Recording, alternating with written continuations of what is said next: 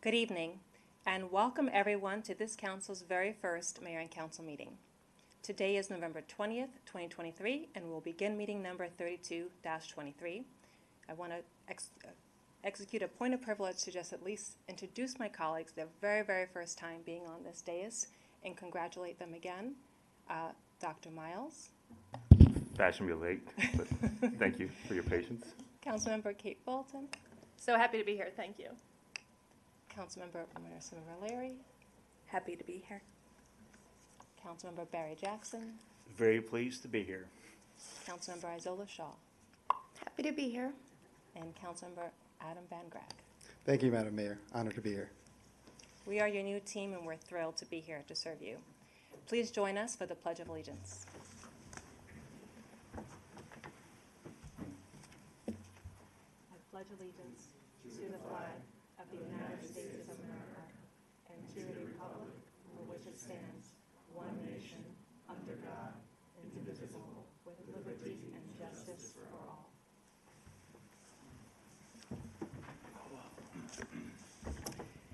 We'll now move to agenda item 3. Madam City Clerk, are there any changes to the agenda?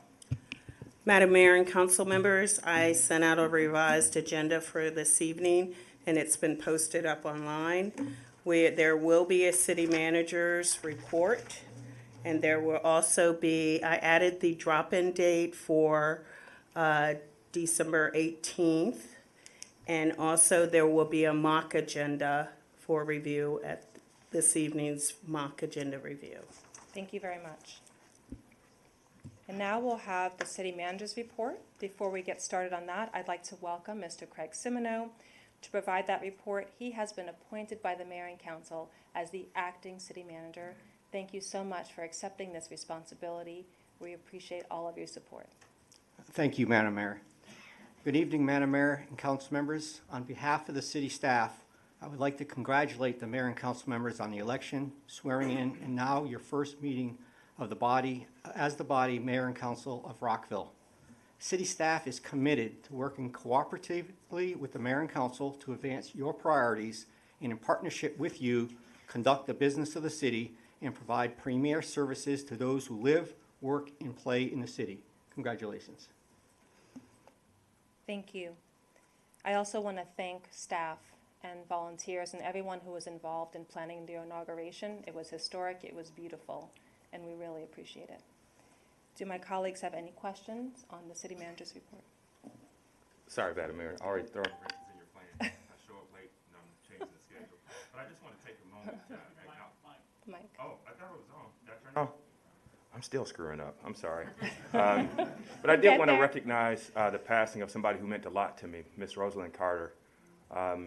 She's a big mental health champion. She's one of the reasons when I first worked here on the Hill, I got interested in it as an issue myself. I had the pleasure of meeting her and hearing her husband give Sunday school on a couple occasions down in Plains. And I do know that there was a personal connection, particularly with Mrs. Stepanek, and the work that she's done around peace. So I just wanted to acknowledge that, Madam Mayor, and thank you for allowing me to disrupt the meeting once more. That's all right, thank you. And on that note, I'd like to take a moment of silence to recognize the First Lady's passing.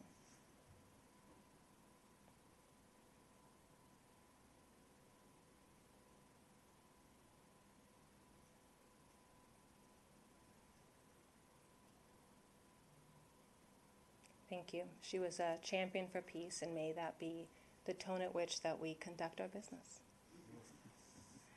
We do have a proclamation for today, which will be read by Councilmember Kate Fulton. So if my colleagues will join me at the podium.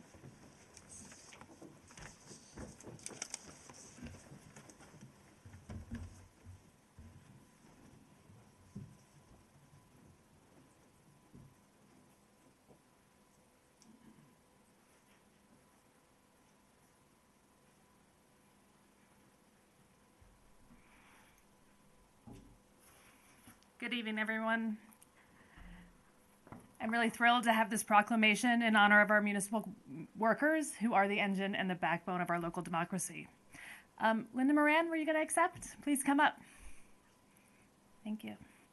And with that, whereas the city of Rockville was incorporated in 1860, and whereas Maryland is home to 156 other municipalities, And whereas municipal government represents the most responsive form of government, with individuals being directly able to access their elected officials.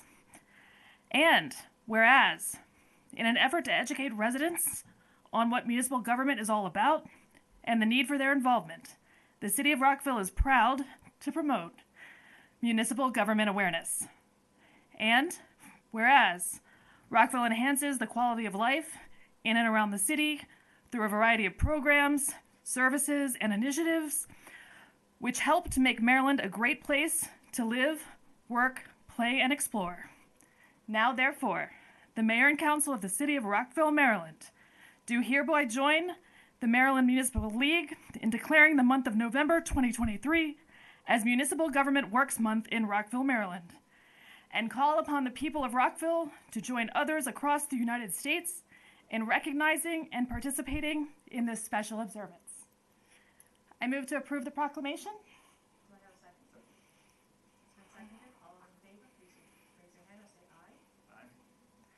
Would you like to say a few words? Good evening, and thank you very much, Mayor and Council. As the Rockville Staff Liaison to the Maryland Municipal League, I'm very pleased to receive this proclamation. Municipal Government Works Month is about promoting all of the wonderful things that all 157 municipalities across the state do in providing excellent and fantastic programs and services to its residents and communities. So thank you very much.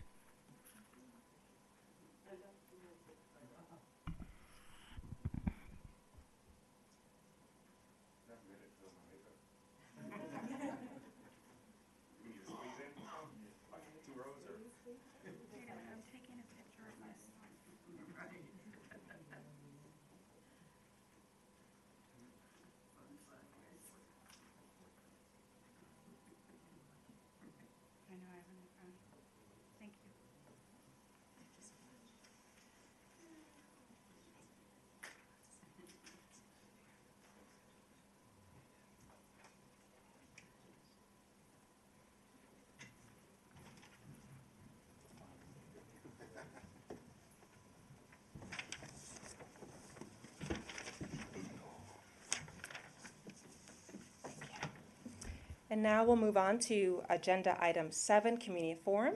This is a time for us to be able to hear from our community. We will allot 3 minutes for individuals, not 30. I do have a gavel up here.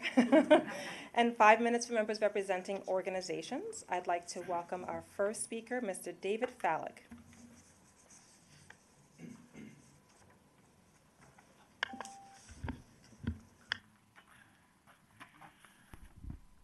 Good evening. I'm an experienced and effective reading and English as a second language at academic level teacher at the local community college campus right up the street. Through my job, I assist the thousands of immigrants in Montgomery County and Rockville who want to get a college degree by preparing them with the English that they need in order to do that. I also make it my business to learn how to effectively teach students with learning disabilities so that everybody benefits. I thoroughly enjoy my job, and my school is a great place to work, and I want to stay there for the duration of my career. Yet, in spite of my commitment to my school and my students, I have applied for a position in another school in another town where rent is much more affordable, where I can rent a multi-bedroom row house for less than a one-bedroom apartment here.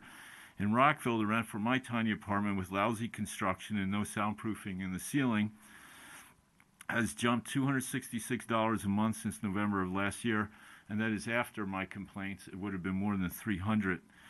If I move to another apartment in Rockville, I'll still face astronomically high rents. Landlords, which are now mostly corporate entities, are gouging us, squeezing us dry for every dollar they can get. The company that owns my apartment building in the first 3 quarters of this year earned almost $300 million in operating income compared to my net income, which is about 16/10,000% of that, and they even raised our storage unit rents.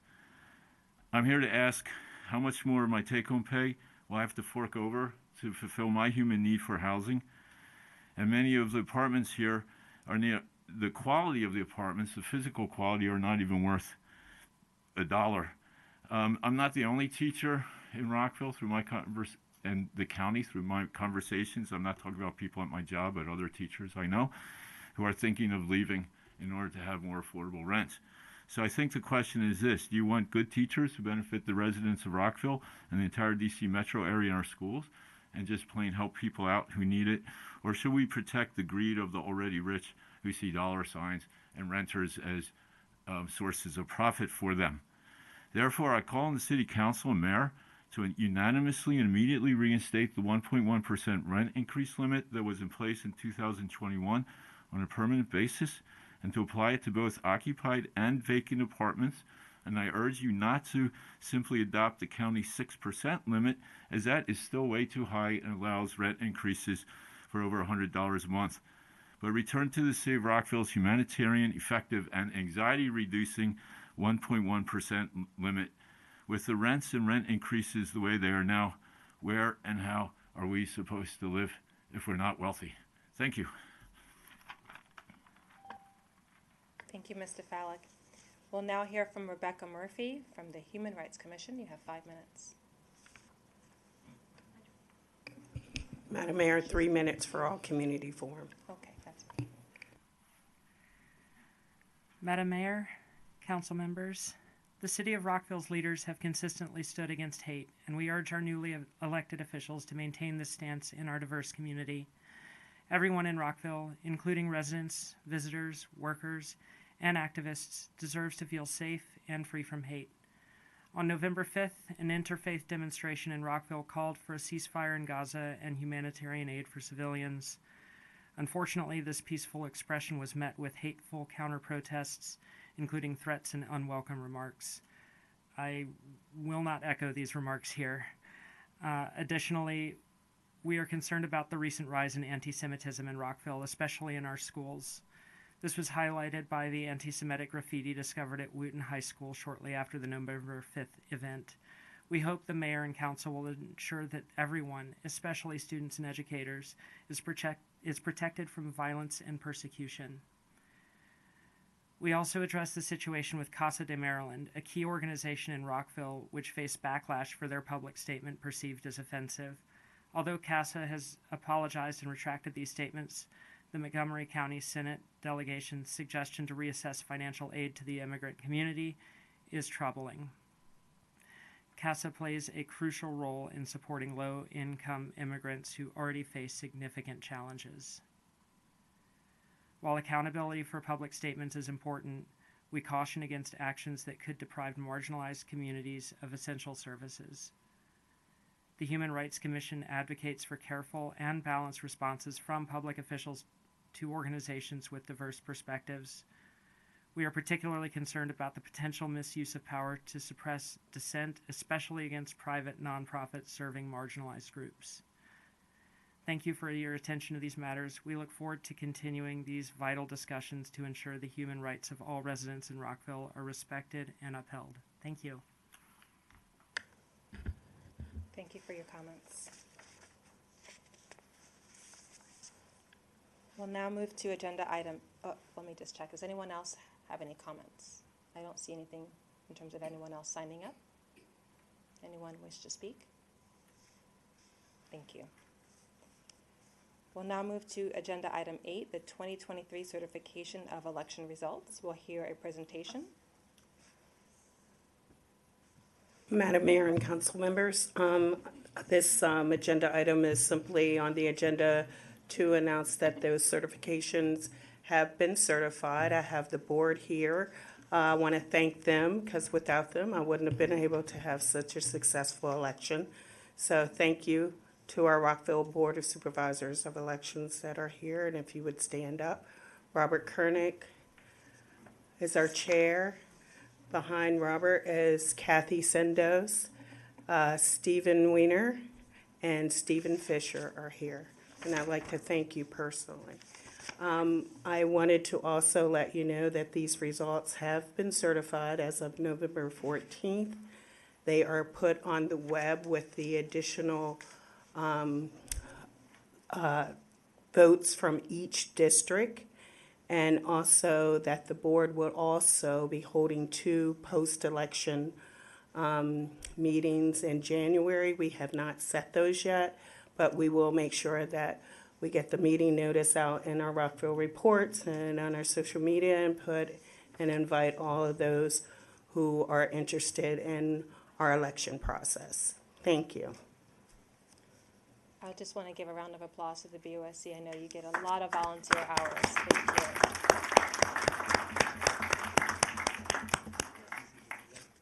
And while I'm getting to that, I know it takes a village, so I also want to thank our staff, especially the DCO. I know you also work with some folks from the county as well as the state, and that you've increased civic participation again. I know you always want to get those numbers up higher, but I did want to acknowledge that we're one of the municipalities that has one of the highest numbers of residents who actually vote. And thank you for all that you've done to help support vote by mail. I know the city of Rockville pioneered that in 2019. And that there's going to be some meetings so that people, as you noted, can share their feedback, lessons learned, best practices, and that candidates can also have a chance to share input. So thank you. It's an important part of our democracy. We appreciate all that you have done. I know that especially for the BOSC, they have volunteer hours. I know for staff, you have been rolling from one thing to the other. So we really appreciate your time and supporting this peaceful transition. Does anyone else have anything to ask or questions? All right. Thank you. You guys are making this easy. We'll now move to agenda item 10. We have a budget hearing. I want to ask Madam Clerk, has this been properly advertised? Madam Mayor and council members, it was properly advertised in our Washington Post on November 19th and November 16th. Also available on the city's website and out in the social media. Thank you very much. And it's my understanding we'll have a presentation by Mr. Dan Chambers. Thank you very much. Good evening, Madam Mayor and members of the council. This is our first public hearing scheduled for the FY 2025 Operating and Capital Improvements Program budgets. Last year, the Mayor and Council adopted Ordinance Number 03-23, requiring one budget public hearing be held prior to the City Manager's submission of a recommended budget. We have historically held this public hearing in the fall of each year. The goal of this public hearing is to give community members a chance to provide input and speak to their priorities as they relate to the FY 2025 budget. Additional public hearings will be scheduled after the FY 2025 proposed budget is presented in March 2024. I'd like to call your attention to the materials in your packet, which include a summary of results from our Community Budget Priorities Survey, starting on packet page 12, a summary of all public testimony on the FY 2025 budget received to this date on packet page 29, and the public testimony exhibits themselves starting on packet page 30. At this stage, the testimony exhibits are all responses to our Propose a Project process, in which community groups and individuals were invited to submit project proposals for the FY 2025 budget process.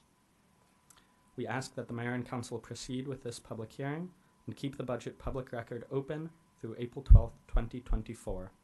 Thank you very much, and I'll hand it off to you, Madam Mayor. Thank you very much. I do want to acknowledge all of the people who have filled out the budget survey, as well as the community groups who have sent in feedback. I know that many of us have been reading them line by line, but I also want to encourage you, where the numbers are still low, we want to get more feedback. So please go online and fill out that budget survey, and I will also now begin the official public hearing. The first person who have signed up is Jake Jagabek. Welcome. Madam Mayor, just a quick question. Yeah. For staff. I noticed on the budget survey it said 3% acknowledged that they were outside of the city. Oh, sorry, switch the other way. I noticed that 3% of the budget survey participants said that they were outside of the city limits. Did we include those surveyors in the data, or was that excluded from the data? In the data that you have in the packet, it is included. Okay. We included all of the results, and then later in the process, if the Mayor and Council would like to see any subsets of data or any different information like that, we can definitely work to pull that together. And I'll just note that we will get other opportunities to look at the survey more closely. Okay, thank you. Welcome, Jacobek. Good evening, Mayor and Council. I'd like to congratulate you on all being elected, and I look forward to working with you over the next 4 years to make our city a better place. I'd like to apologize for not making it to inauguration. I decided to be a slacker and play music with my friends in the park instead. I'm here speaking on behalf of the Rockville Bicycle Advisory Committee. Last year, we discussed a number of budget priorities, and we have decided that we want to continue pressing on those priorities. In my short time in Rockville, I have seen major projects come to fruition. The town center being huge, Maryland Avenue, the pedestrian master plan, all these bike and bike-related things have been done in 3 years. It's really impressive. And I'd like to build on that momentum. The things that we asked for last year, one of them was to fund studies for bicycle projects around the city. We obviously have done a couple. There's one for Martin's Lane and other ones that have been in progress, and we'd like to continue doing this to take the initial steps to determine if these bicycle projects are feasible and to eventually be able to build them all. Another project we requested last year was to increase bicycle education funding. We discussed this with the council last year. If the council put money for bicycle education, we could hold classes. We know organizations that will be able to hold these classes for us. We have people that can do it, and that's one other thing we wanted to ask for. And my colleague Olivia Borowski will come down here and speak with the rest. I thank you very much for your time today, and I look forward to working over the next 4 years. Have a good day. Thank you very much. The next person signed up is Elaine Quebec, Chair of the Senior Citizens Commission.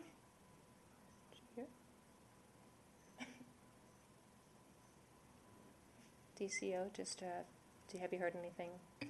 Haven't heard anything. We Perfect. can move to the next person and Thank you come very back. much. Next is Kevin O'Leary. I know that they were going to be joint, so maybe we can come back to the Senior Citizens Commission. Do we have Olivia Bobrowski here? Welcome.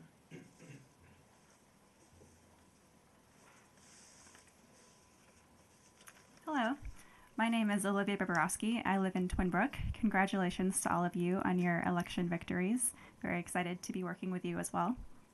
I am speaking also on behalf of the Rockville Bicycle Advisory Committee.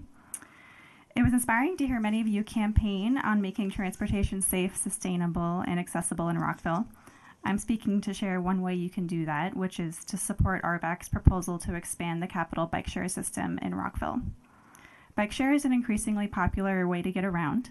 Usage of the capital bike share system hit an all-time high this year, and jurisdictions across the DMV area are investing in new stations. These bicycles are a convenient and affordable way to travel without a car. Unfortunately, there are not enough capital bike share stations in Rockville. We have only a small network of stations focused on connecting transit users to employment centers, mainly around Rockville Pike. But bike share stations work best when they're close to residents' homes.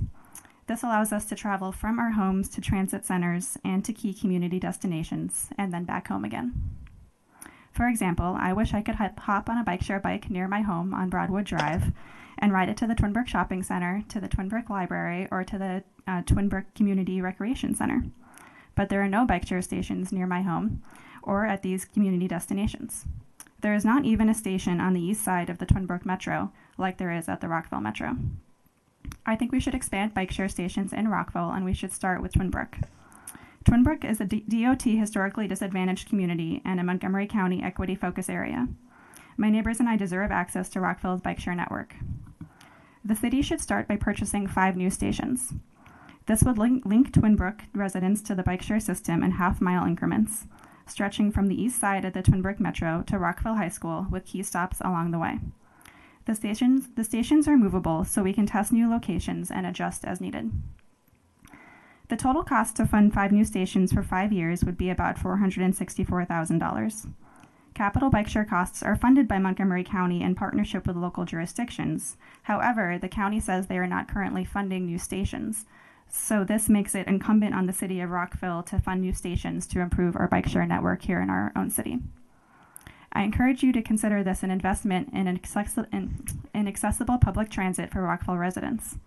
Rides on bike share bikes cost less than rides on the dockless scooters and bikes owned by for-profit companies. Capital Bike Share also offers free memberships for low-income residents. So Capital Bike Share makes bicycling more accessible to residents and supports Rockville's justice, equity, and inclusion goals. Further, bike share usage is shown to reduce car trips, which makes roads safer for everyone. This aligns with Rockville's Vision Zero initiative. Bike share also aligns with the city's Bikeway Master Plan and Climate Action Plan, as bike share increases bike trips and lowers vehicle emissions. Thank you for considering this investment in equitable transportation for our community. Thank you. Next, I'd like to welcome Margaret Magner, President of the West End Citizens Association.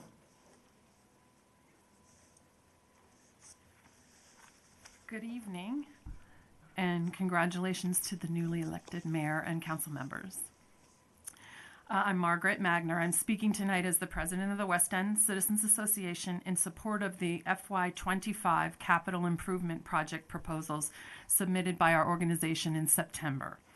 We used a robust process for soliciting proposals and vetting them to ensure they have strong support in the neighborhood. 3 proposals were received by us for neighborhood residents. There was overwhelming support for all 3 of them when the WECA block representatives from across the neighborhood voted on them early in September, and they were all 3 submitted to the city's CIP process for neighborhood associations. We ask for your consideration and inclusion of these 3 projects in the FY25 budget. The first is adding a fenced dog park with shade and water source in Welsh Park or another location in or near the West End neighborhood. Our proposal points out the wastefulness of the 2,200 dog-owning households in the West End and nearby communities, Town Center, College Gardens, Woodley East-West, having to drive our animals by car to Maddie Stepanek or Redgate Parks if we want them to safely run off leash or play with other dogs in a park. We request a more local, walkable solution benefiting dog-owning families in our neighborhood and in adjacent communities. Our second proposal asks that you please maintain the welcome signs at entrances to the city and the neighborhood. These are located on main artery entrances at West Montgomery Avenue and Nelson Street, so at 270 Exit 6, Bell Avenue and North Washington Street, and Maryland Avenue and Great Falls Road.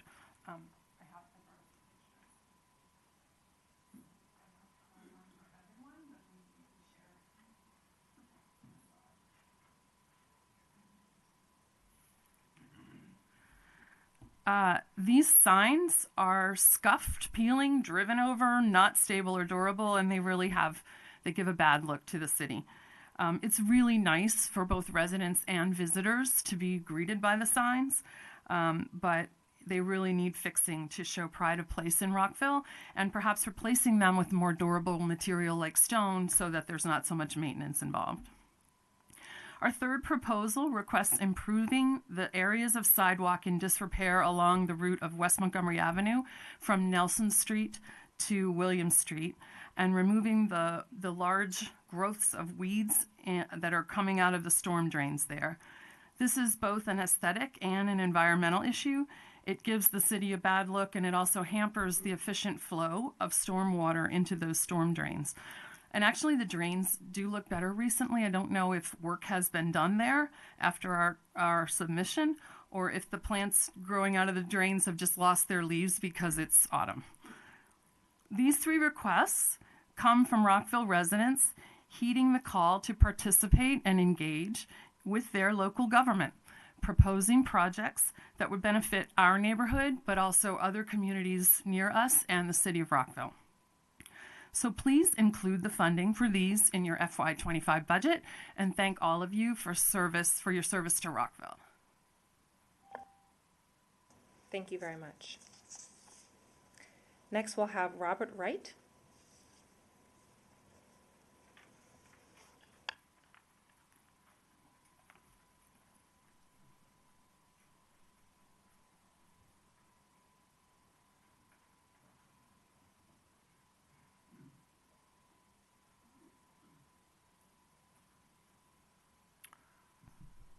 Another congratulations on your victories to each of you on Election Day.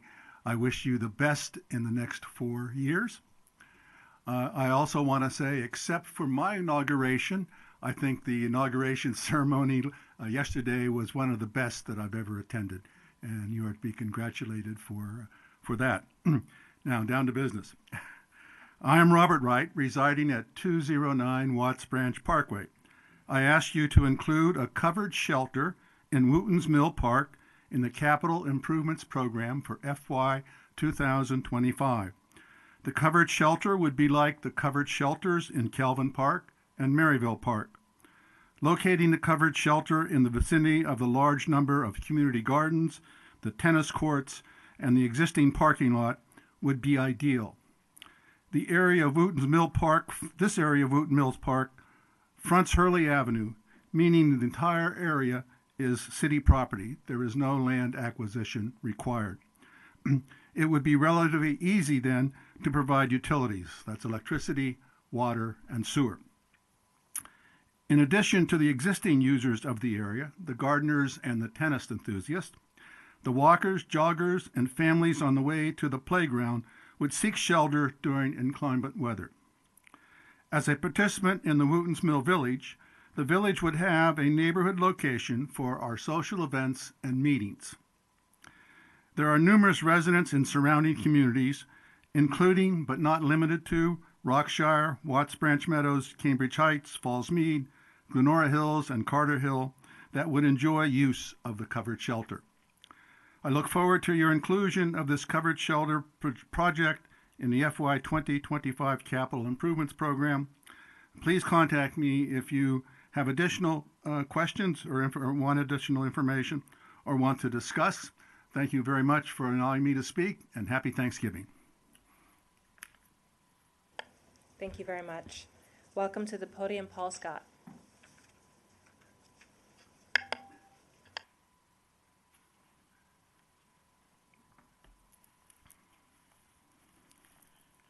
First of all, good evening, Madam Mayor, and good evening, Council. It is good to see you all up here.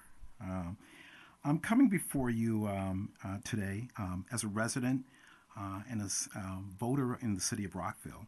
I had the opportunity to meet each one of you all. As you all know, and people know, I ran for council, and now I'm here to speak to you regarding the FY25 budget priorities and just share some concerns that I have that you consider as you move forward.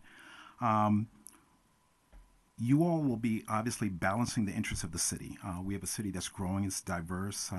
We have our various business interests. We have our schools and educational interests that we're all concerned about. Transportation and mobility, and safety and security and preservation of things that we hold dear, our parks and our services and so forth. And I know that you all will do the right thing in balancing those interests. As the newly appointed president of King Farm, I look forward to working with you all in furthering the interests of the city. One of the concerns that I have regarding equity and fairness as you go forward through the budget process. Another thing relates to city services in all areas of our city, especially those that have been historically neglected. And I know a lot of you are aware of those things. Additionally, I encourage you all to really consider how we communicate and in non-traditional manners throughout the city. Looking at the budget survey, looking at the responses and so forth, it's very interesting to see who in our community, in our city, actually filled out that survey and who is actually speaking. So it holds that we do need to consider how we're reaching out to some of those areas. And again, I emphasize those areas that have been historically neglected or may not necessarily be savvy regarding the whole political process. And I'm sure, knowing our mayor and our members of our council, you all will do that. Our police department, obviously you all are aware that Montgomery County is facing some serious issues, and there's some changes in our budget priorities. And as this council deliberates on our budget and how we support our police department, retaining them, that is a critical issue that will affect a lot of our communities. And if we don't do it right, it will undermine what we hold dear in the city of Rockville. And again, finally, I'll say a comprehensive plan to support and attract our businesses. That is critical. What is needed, and it's not just the individual projects and things of that sort are important, but we do need a comprehensive plan. I look forward to supporting you all and working with you all. And Barry, thanks as I stand in your footsteps going forward. But again, congratulations, and you all are going to do a great job. Go Rockville. Congrats on your appointment, and I know we'll be working with you in that capacity. Sarah Taylor Farrell, have we heard from Elaine or Kevin Lee? We have not heard from either one, Okay. so I think we can close I do want to it. make sure that we get the perspective of the Senior Citizens Commission, so if we could just reach out and ask them for written commentary or next budget Sure. hearing. Perfect. Is there anyone else who would like to speak? Thank you. I just want to acknowledge, all of the folks who have presented today and everyone who has put their information in writing. I know that there's going to be a presentation on the budget process and the timeline, so we'll hear more about that. And Councilmember Miles? Thank you, Madam Mayor. I just want to echo the thanks. Actually, to your advocacy, you've been big on making sure that folks fill out surveys, so thanks for that. Also, again, echo the thanks that you had to people who filled out and folks who showed up tonight. There are just some brief comments I was going to make. Just in looking at the responses as you mentioned, packet page 15, I just want to let you all know that we hear you. So the top line concern that folks had was safety. You heard that mentioned from Mr. Scott. We've heard it on the campaign trail. We've heard it in community meetings throughout the city. Chief Police is here. We take it seriously, and we certainly will respond accordingly. And we've made some efforts to that end. I look forward to working with you all on addressing that issue. And then in terms of raising revenue, I thought it was super interesting. Like the fourth highest response was actually raising taxes. I didn't see that one coming. But I think even going, speaking to folks at the door, people don't generally mind paying taxes here because they see the services. That's thanks to the great work that city staff does, making sure our streets are paved, garbage is taken out, snow is plowed. Recognize that, once we get to that point, I look forward to having the discussion, but we'll certainly be mindful with regard to city funds and making sure that we spend accordingly. I have nothing else, but there were just some interesting top-line thoughts I saw when I looked at the responses. Thank you, Madam Mayor. And thank you for your comments. I do think we need to get the numbers way up. And also, we need to think about the representation so that we're hearing from all parts of the city, and I know that you'll probably be addressing that in your presentation. Councilman Jackson. Thank you, Mayor. Just a question for staff. I looked through the packet a couple of times up here in the dais as well. How many people total actually took the survey? So there was 150 responses so far as of, I believe it was November 1st was the date, because we had to have a cutoff. We've had some more responses through there since then, and we also have some other means to trying to outreach to the community to try and get those numbers up as well. Thank you. Thank you. And if we could just get an email on the outreach plan for that, and then looking at parts of the city that are underrepresented to see if there's some targeted efforts that we can do to get those numbers up, and the diversity as well. There are a number of other areas that I think diversity could be improved in terms of the input. Of course. Councilmember Larry. Wow, this is crazy from this side. I'm so used to that.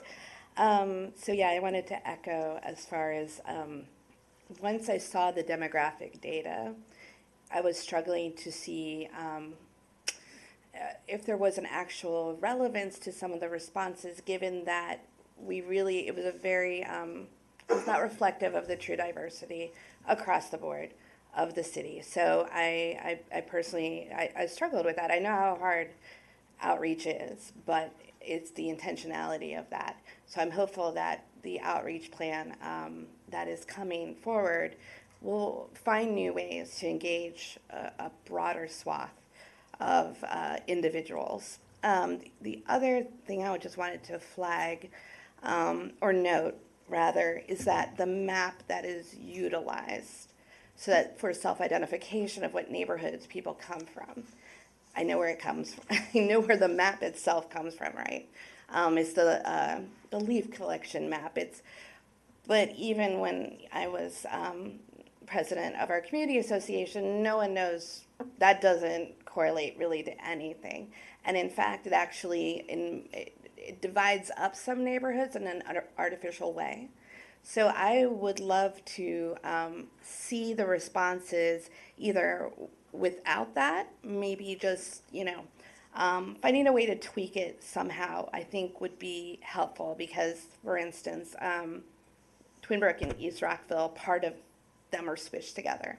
And I don't think we got a really good sense of where we need to do better outreach. So I just want to flag that, but I know how hard outreach is. So I appreciate this initial round of effort. Thank you, Councilmember Van Grack. Just to echo first, a great job in putting this together. I know that it takes a lot to put it together. And I know that coming from here, we're kind of giving suggestions, but I think all of us are doing it for the same reason that you're collecting. And I just also echo, similar to what the other council members have said with regard to the geographic diversity of some of the respondents. And I know that, looking in kind of the center city, it's where closer to City Hall, closer to Town Center, where I think it's easy to see that there's a budget survey going out. And just as, if you look at the areas where the city put out the notices on the street corners where the voting was happening, similarly, there was sometimes a higher percentage towards the center of the city. And if you look at the amount of people that responded towards the center of the city versus some of the outlying areas, to the extent we can possibly get some more responses from some of those areas that might not be as close to the center city would be great. Sounds like we might need to continue door knocking.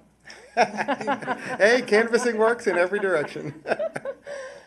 Councilmember Shaw, please. I just want to echo the comments of my colleagues that it was a great job doing the community engagement and getting information on this survey. I did have a question about housing type. Do we have additional information on homeowners, renters? I see that we have single-family homes, like the type of housing, but do we have information on those who rent, who filled out the survey, opposed to those who own their homes? That wasn't one of the demographic questions. Okay, is that good? That wasn't one of the questions included in the survey, but we can definitely make a note and for other iterations going forward, make a note to include that if that would be the will of the body. Thank you. I think that's a great addition, and I wanted to note that the survey has evolved. Last year was the first time we collected demographic data to identify who was filling out the survey, so I know that we continue to improve it, and I think last time we got the numbers up 300%, so hopefully we can beat that by the end of this term. I also wanted to ask a question if anyone else has, you have any more? Okay, perfect. One other thing I noted that in some of the responses, at least one particular response that we got from written, it was clear that it was not from an actual person, and it gave an email address that was a non-functional email address. Are we making sure that the people entering the survey, including otherwise, there's some type of check to make sure that it's an actual respondent? And if you look at the survey, there was a survey response from Dan Cox from a non-responsive email address that was not an actual email address.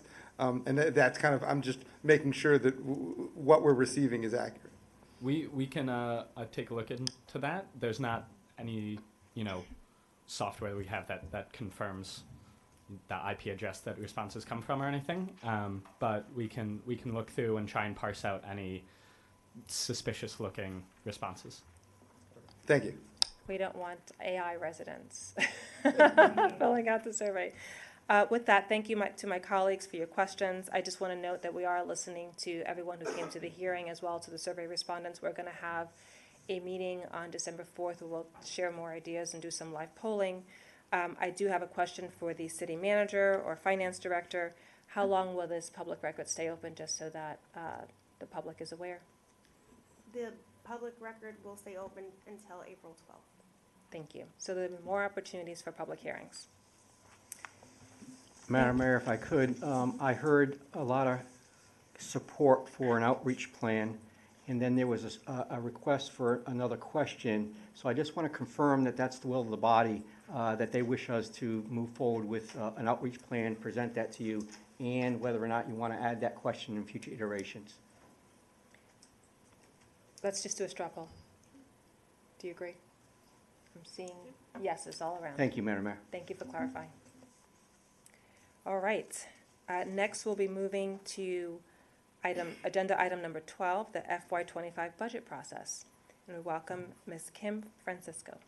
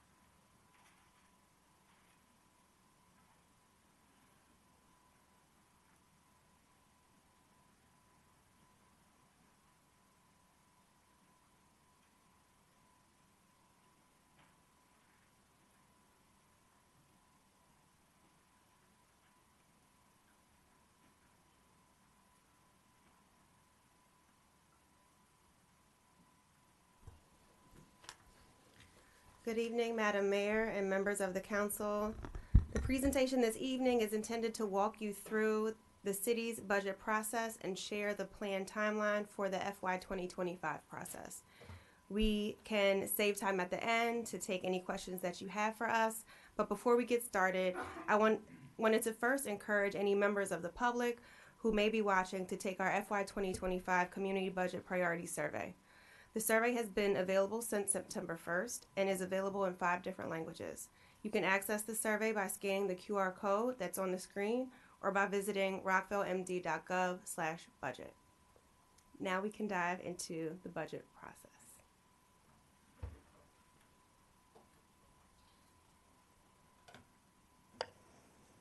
I just wanted to note that that QR code worked. I just used it. Thank you.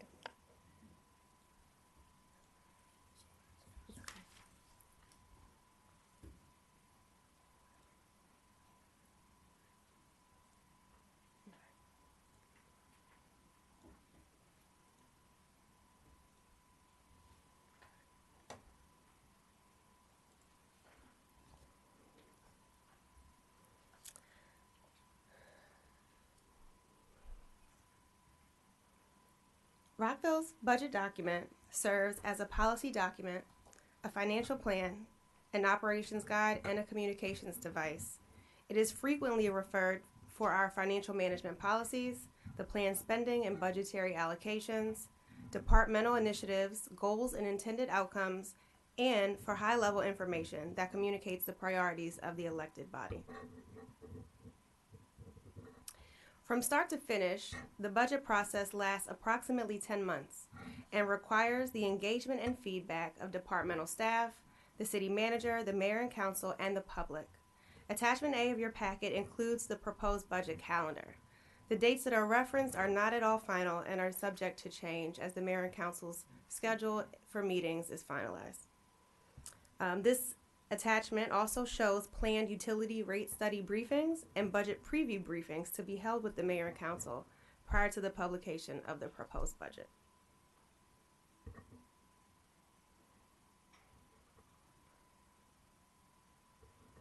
Community engagement is a cornerstone of any strong budget process, and this is certainly the case in the city of Rockville, where our community has multiple ways of providing feedback. There are several components that make up what we often call the budget public record. The community survey was released on September 1st and will be kept open until April 12th.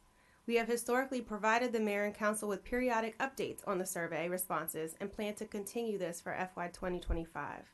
The first interim report was attached with the budget public hearing item that just preceded our discussion now. The proposal project submissions were open between May and September, and these submissions are included as public testimony and attached with the budget public hearing item as well. Proposal project submissions are intended to be focused on capital project requests, and these come from individuals and community groups alike. Budget public hearings themselves make up a part of the budget public record and include oral testimony from the community, which we summarize and track throughout the budget process. The first budget public hearing was held tonight, and 2 additional hearings are planned for the spring. In addition to oral testimony, members of the community may also provide written testimony via the city clerk's office. Written testimony is also attached with the budget public hearing items. Financial management policies are one of the cornerstones to strong governance. The city has a robust set of policies in the 8 categories that are shown on the screen. These policies align with industry best practices in areas such as achieving and maintaining a structurally balanced budget, fund balance and reserve policies, capital planning policies, formalized investment policies for both retirement plans and city funds, revenue control and management policies, economic development policies, and debt compliance and data analysis policies. The FY 2024 financial management policies have been provided in your packet at attachment B.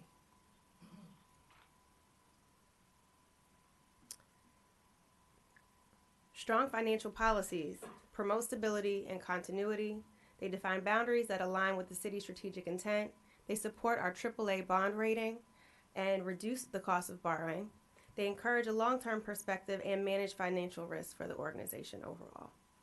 During our budget work session on revenues and fees, we will review the cost recovery structure and any changes that are recommended by staff.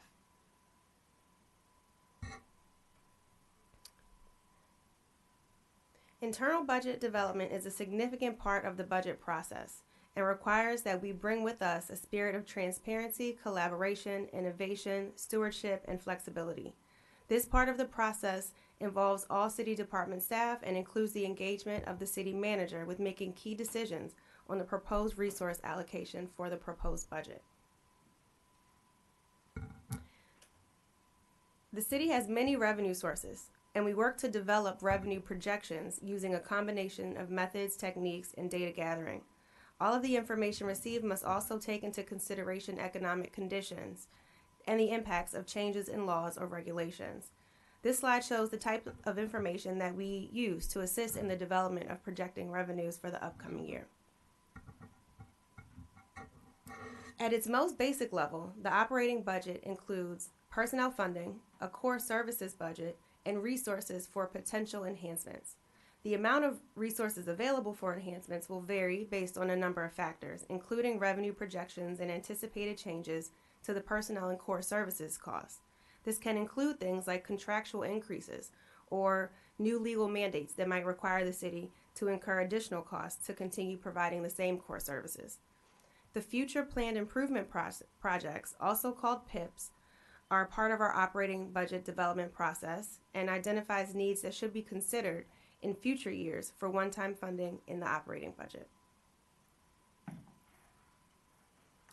The development of the city's capital improvements program is a process.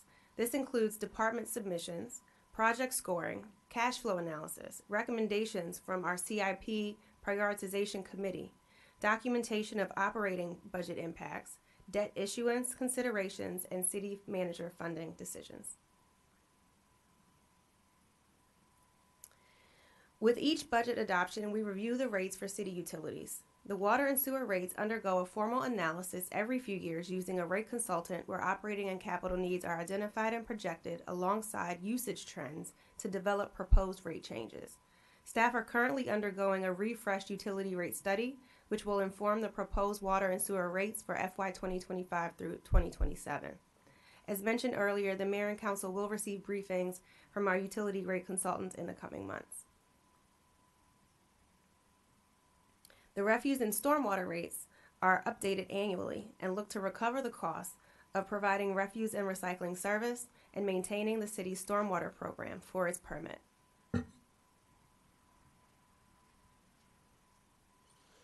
During fiscal year 2023, the city worked with the consultant and received a set of professionally recommended performance measures for every department and division of the city. These performance measures were successfully incorporated into the FY 2024 budget document. Every division within the city identifies goals and short-term objectives within the budget document and reports its performance measures. Throughout the budget document, the departmental goals and capital projects are linked to what is called the 8 critical success factors, which were established by the city a number of years ago.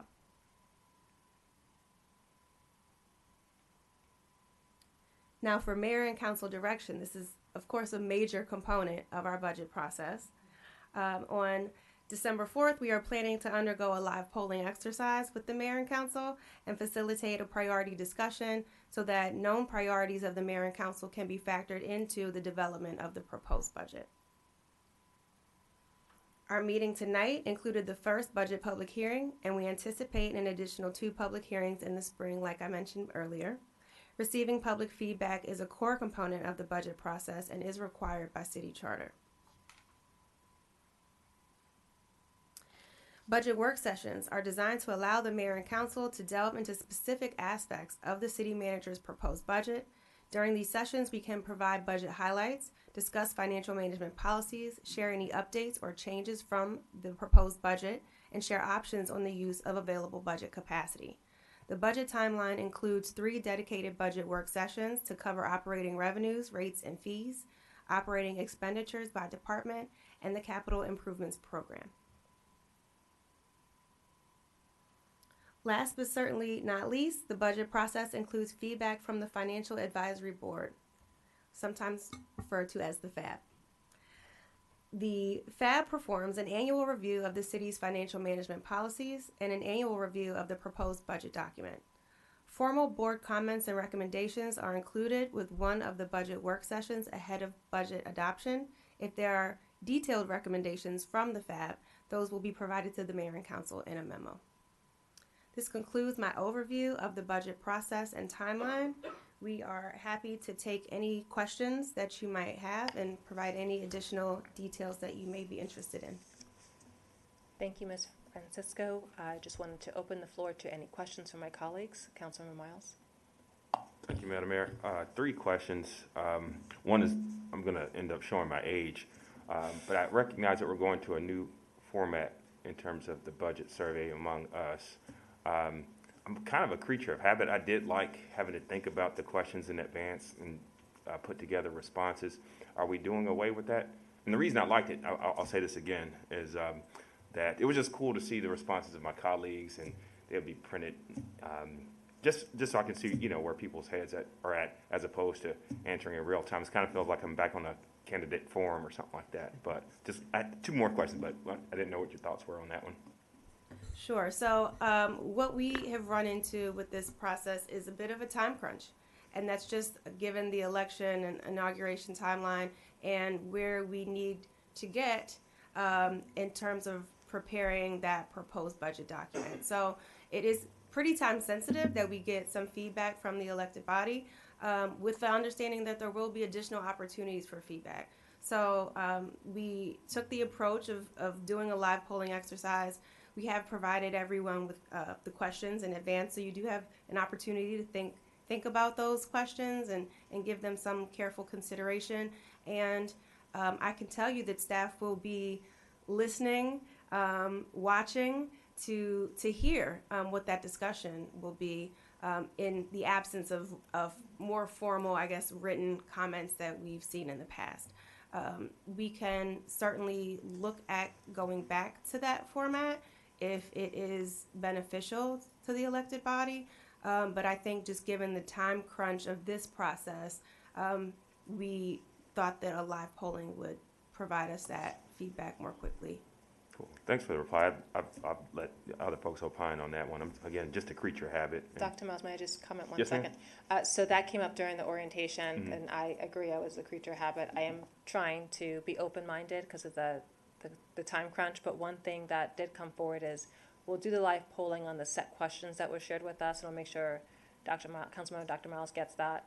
But that we would also be able to have a section of that discussion on the kinds of things that we would have filled in writing on specific projects or interest, so that you will cue us for that. Absolutely. Is my understanding. Yes. Okay, all right. And Back to will you. our responses be part of ongoing, in the budget's iterative process, and we kind of get response and they become part of the agenda, but moving forward, is that still the case in the context of this live polling exercise, or? So we do and we will maintain a rolling set of questions and answers. That typically usually starts once the proposed budget is provided. That's when we start getting questions, and we track those and log those over the course of the process. That would be a little bit different than what the public discussion is on the mayor and council priorities. Got it. And as it was seen, I'm not trying to be difficult on the campaign trail. Some answers are nuanced, and sometimes it's not a yes or no, or you know. So I'll try not to be difficult in my replies, but I'll try to change too, Madam Mayor. I just had two other quick questions. I'm going now to channel my inner Beryl Feinberg and just say to staff, do we have enough time in terms of how the schedule is? I do recognize we just had an election. We have smart folks up here who'll be getting up to speed quickly. Do you all feel you have sufficient time in terms of the meetings that are planned and or scheduled to get this back to us in a timely manner to get the bills paid and such? I don't think we'll have any trouble keeping the bills paid. We are planning to release the proposed budget on March 1st, and we are planning to adopt the budget May 6th. And so the exact dates of the work sessions that will happen between, that does leave us about 2 months to hold 3 work sessions, 1 presentation of the proposed budget, 2 additional public hearings. We do feel like that's enough time. We do want to make sure that we're using our time productively. And so there are, again, that's one of the reasons why we maintain that Q&A document. That's something that we keep and will attach to every work session and share so that everyone has the benefit of understanding what questions are being asked informally, usually over email. We log those, track those, share those with the entire body. There's always a chance that someone's asking the same question you are, or maybe asked it a couple of days before, and so we're able to share that and combine and consolidate that information to help everyone be on the same playing ground in terms of knowing the same information, and then maybe also having some efficiencies from that as well. Cool. Thanks so much, ma'am. You already answered my third question, so I'll shut up. Thank you. Thank you. Councilmember Van Grack. Thank you. So I know we're talking about public hearings. As you saw today, we've got a lot of people that are interested, and one of the largest lines we have, or the mayor and council has, is for the public hearings once we get into the budget season. I know you've proposed a number of dates here. I know there's a lot of religious holidays around that time period, spring break coming in. And people need to make their time to be able to make sure they can get, here to testify. When are we looking to make a final time of when the budget work sessions are going to happen and when the public hearings are going to happen, to finalize those dates for both the public and for the elected body? Madam Mayor, Councilmember Van Grack, right after we finalize the mayor and council schedule, and I know that's an iterative process right now, but if you count the number of budget meetings that she just covered, I think in 2 months we're going to be having more than 2 meetings a month during those 2 months. And I think many of us knew that prior to tonight. So the exact dates, we're going to have to get first a revised list to you. You approve that, then right after that we will lock in dates. And I just also want to confirm that if any member of the public looks on our website right now, the only meeting dates that we're showing publicly is December 4th. And everything after that is referenced as TBD. We absolutely understand that the mayor and council meeting schedule is not yet finalized. And once it is, then those dates will be shared. What was provided this evening, those are just rough estimates with the understanding that things are subject to change. Thank you. Any other questions?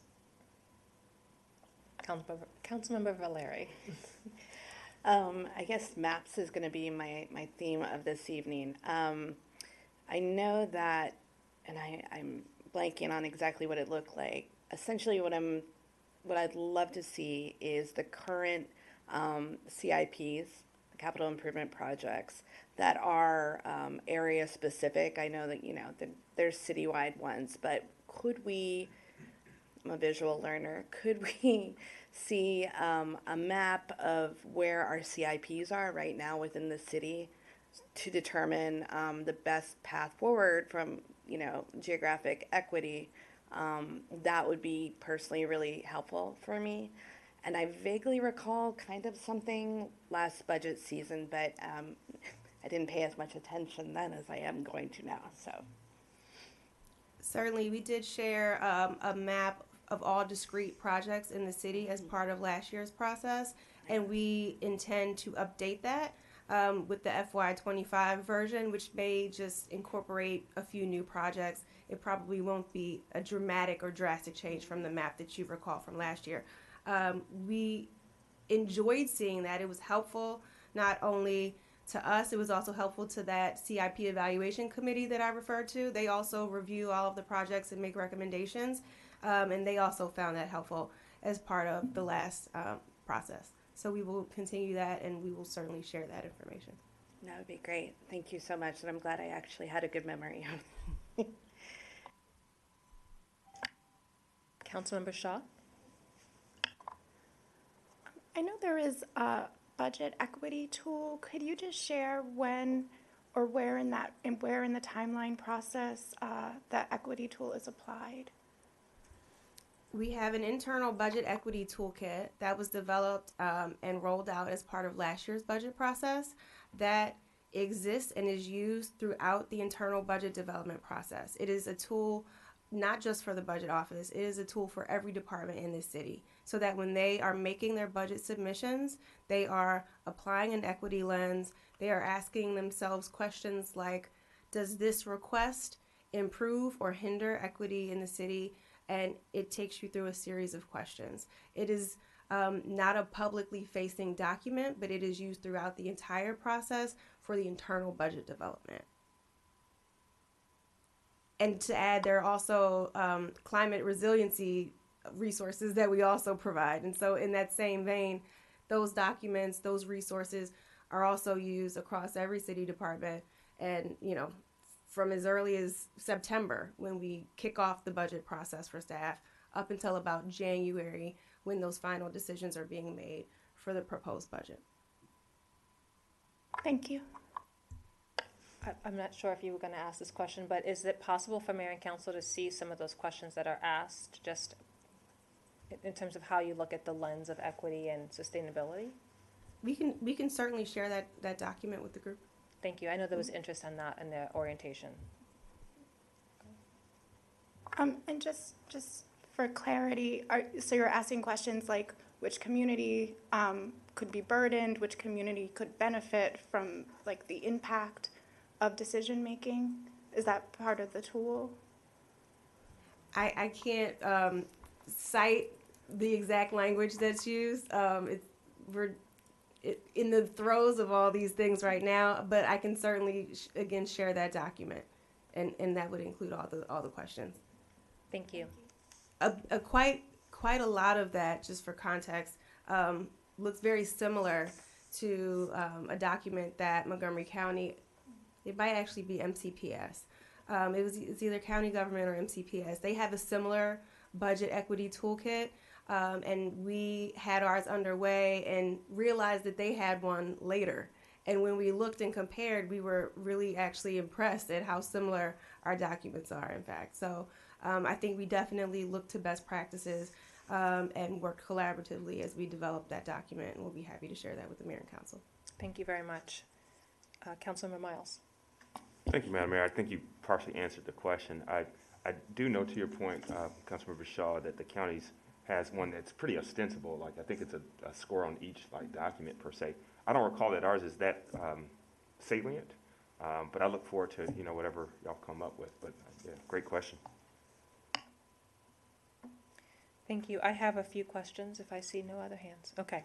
FY25 water rates, is January give enough time for you to make any adjustments? Because I know you're going to give us a budget soon after. Is that adequate time? Or do you need us to look at that study or briefings earlier? Yeah, we're hoping to have those briefings towards the end of January, and that should give us ample time to fold in the proposed rates for the March 1st proposed budget. It should, yeah. And last year, didn't we get the budget in February I know that they're starting later this year, and I'm assuming that's why it's in March. We're not starting later, but we are folding in more briefings. So you're correct that the proposed budget did come out in February this past year, but we're planning to have 2 sets of briefings, one on the utility rates and another budget preview briefing. And so we want to make sure we have enough time to hold those meetings and to make sure that the mayor and council is informed of everything that's going on as the budget is being developed. Thank you. I did see those briefings and wanted to acknowledge them. I know that was a request that we made, the previous mayor and council made. In terms of boards and commissions, I just wanted to put a request as you're thinking about the communications plan, letting them know about a public hearing and encouraging them to fill out the survey as well. And I also know that the schedule will be updated. I pretty much think that we're going to need at least a 3rd meeting around budget season. I know that you're looking at trying to evaluate, and we're thinking about ending on time and trying to make sure that we don't turn and burn, but it does seem that we'll need at least in the months of March and April, or even May, just some additional meetings to cover all the work that we need to do in addition to going beyond the budget. I know that we have some heavy agenda topics coming up. And will we have feedback from the county on the police funding that we're going to receive in time to inform the budget? We hope so. We just had a meeting on that yesterday. So we hope we're going to get further guidance, and we're also looking at if there's anything we can do pre-budget if needed on the police situation. So we're looking at all approaches, both immediate and during the budget and longer term with the comp and class. Thank you very much. All right. Thank you. Madam Mayor, if I could, I Yes. just want to bring one point of information. The city code designates the mayor and council as the water and sewer board for the city of Rockville. So that's why you see us coming directly to you on a lot of these questions. There is no board and commission. You are the board and commission for water and sewer. I remember those briefings fondly. Look forward to it. Thank you. If there are no further questions, that concludes this agenda item. Next, we'll move to agenda item 14, mock agenda. There was a new agenda posted for December 4th. Does anyone have any questions?